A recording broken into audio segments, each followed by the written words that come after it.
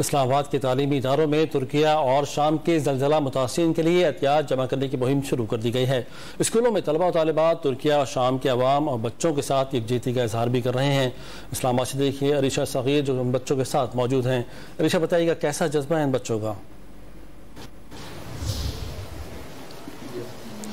جی بالکل، ترکی اور شام میں زلزلہ متاثرین کے لیے فنڈ ریزنگ کا سلسلہ ملک بھر کی طرح اسلام آباد میں بھی جاری ہے۔ وزیر اعظم شہباز شریف کی ہدایت کے بعد اسلام آباد کے تعلیمی اداروں میں بھی فنڈ ریزنگ کا سلسلہ جو ہے وہ جاری ہے۔ اس وقت میں ایک اسکول میں موجود ہوں جہاں پر بچوں کی جانب سے ترکی کے اپنے جو بہن بھائی ہیں ان کے لیے فنڈ ریزنگ جو ہے کی جا رہی ہے۔ میرے ساتھ کچھ بچے موجود ہیں، ان سے بات کرتے ہیں۔ ہمارے جو مسلمان بہن بھائی ہیں وہ ملبے تلے دفن ہیں، تو ان کے لیے جتنا ہم ڈونیٹ کر سکتے ہیں ہم اپنے کالج کی طرف سے کر رہے ہیں۔ میرے ساتھ ایک اور بچہ موجود ہے، ان سے بات کرتے ہیں، آپ بتائیے گا۔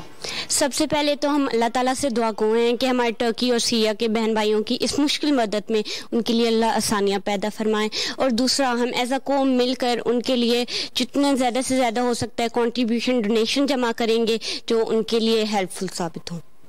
جی بالکل، بچوں کا بھی کہنا ہے کہ ترکی نے جو ہے ہمیشہ پاکستان کا ساتھ دیا ہے، چاہے وہ 2005 کا زلزلہ ہو یا 2022 میں آنے والا سیلاب ہو، وہ پاکستان کے ساتھ ہمیشہ کھڑا رہا ہے اور ہم بھی اس مشکل گھڑی میں ترکی کے ساتھ کھڑے ہیں۔